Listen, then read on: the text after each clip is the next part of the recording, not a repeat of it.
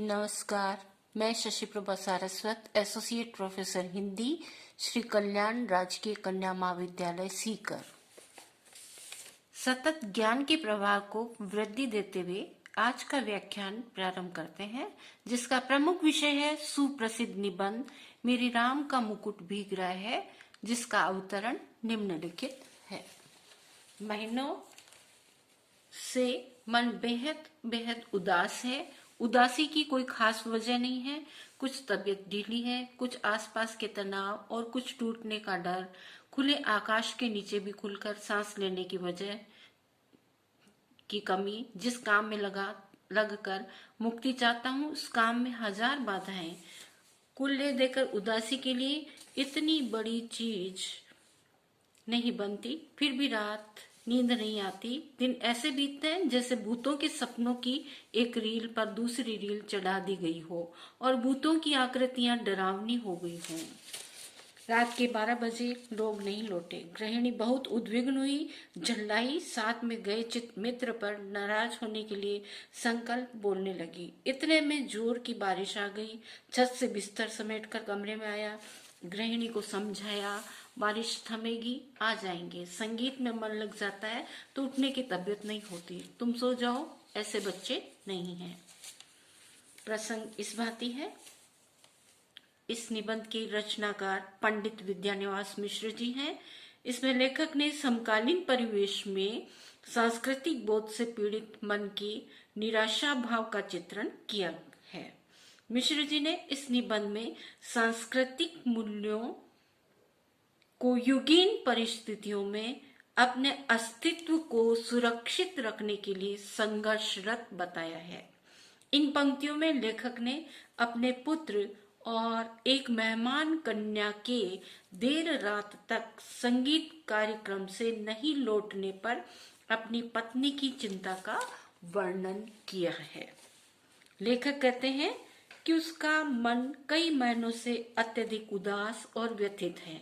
यद्यपि इस उदासी की कोई खास वजह नहीं है। तबीयत भले ही कुछ ढीली हो, कुछ आसपास के परिवेश का तनाव और कुछ उनसे उत्पन्न परिस्थितियों के कारण आत्म टूटन का डर है, जो कि प्राय आजकल के साहित्यकारों को होता रहता है।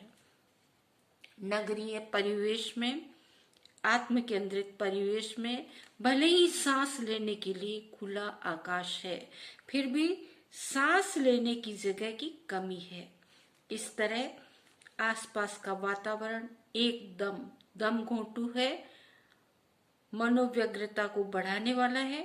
लेखक कहता है कि वह उस स्थिति में जिस काम को पूरा करके छुटकारा पाना चाहता है, उसमें कई तरह की बाधाएं आ रही हैं।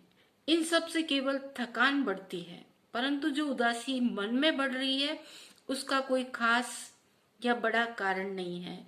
फिर भी रात में नींद नहीं आती है और दिन ऐसे बीतते हैं जैसे भूत प्रेतों के सपनों की रील पर रील चल रही हो। तात्पर्य यह है कि दिन में भी मन में अनेक आशंकाएं, बुरे बुरे ख्याल, बुरी बुरी भावनाएं उठती रहती हैं। उन अज्ञात आशंकाओं का कोई अंत नहीं है। वे तो भूतों की आकृतियों की तरह अत्यंत डरावनी लगती है। इससे मन अव्यवस्थित रहता है और मामूली सी बात भी भयंकर चिंता का कारण बन जाती है। लेखक कहते हैं कि एक दिन उनके एक साथी संगीत का कार्यक्रम सुनने रात 9 बजे गए। साथ में ही लेखक के एक पुत्र और शहरी महानगरीय वातावरण में पली एक कन्या ने भी उस कार्यक्रम में जाने की अनुमति लेखक से मांगी। आजकल की असुरक्षित स्थिति को देखते हुए, न चाहते हुए भी उनका मन रखने के लिए लेखक को अनुमति देनी पड़ी।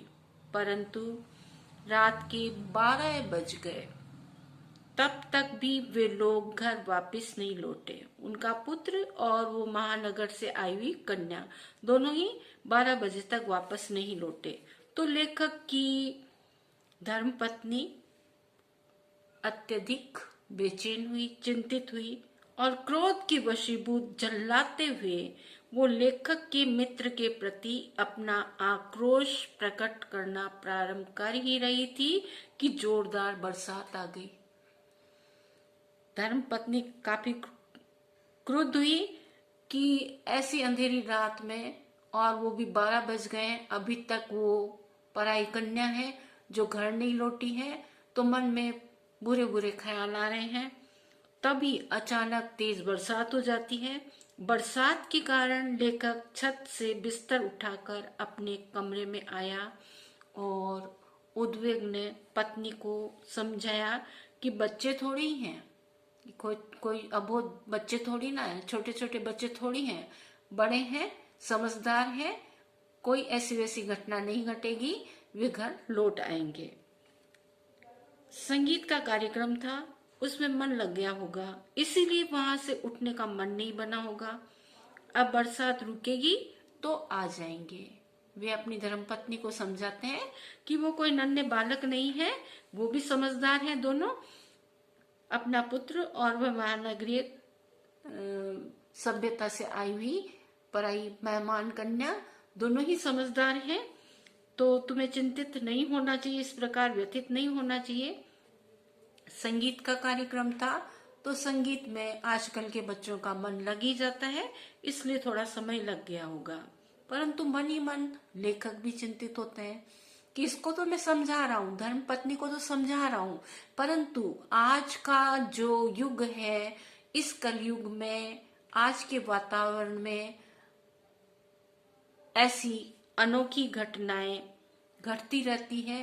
नित प्रति अखबारों में पढ़ते रहते हैं, रेडियो में सुनते रहते हैं, उन सबको, समाचारों को सुनकर देख करके मन में तबीयत बिगड़ने सी लगती है, तरह तरह के ख्याल आने लगते हैं।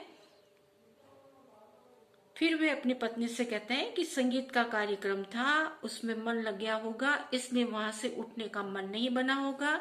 अब बरसात रुकेगी तो आ जाएंगे। तुम ना है कि चिंता कर रही हो, अनावश्यक रूप से तुम चिंता कर रही हो, आराम से नींद लो, सो जाओ, वे बच्चे आते ही होंगे। इस भांति लेखक के मन में आज के युग की जो त्रासदी है उसको उन्होंने प्रकट किया है कि एक नौजवान लड़का और लड़की रात्रि के समय अकेले बाहर जाए तो समझदार होते हुए भी मन में तरह तरह की आशंकाएं उत्पन्न होने लगती है। चाहे स्त्री हो या पुरुष, माता हो या पिता, सबके मन में ये बुरे बुरे ख्याल, आशंकाएं आने लगती है कि पता नहीं रात के अंधेरे में देर रात तक घर नहीं लौटने से कोई अनहोनी न हो जाए। इस प्रकार की आशंका उनके मन में उत्पन्न होती है। विशेष संदर्भ के अंतर्गत इस बात को विशेष रूप से हम चित्रित करेंगे। शहरी वातावरण में असुरक्षित स्थिति के प्रति चिंता प्रकट की है विद्यानिवास मिश्र जी ने इस निबंध में। इसकी भाषा अत्यंत ही सरल है, भावानुकूल है। आप सभी को ध्यानपूर्वक इस वीडियो को सुनने के लिए बहुत बहुत बहुत धन्यवाद।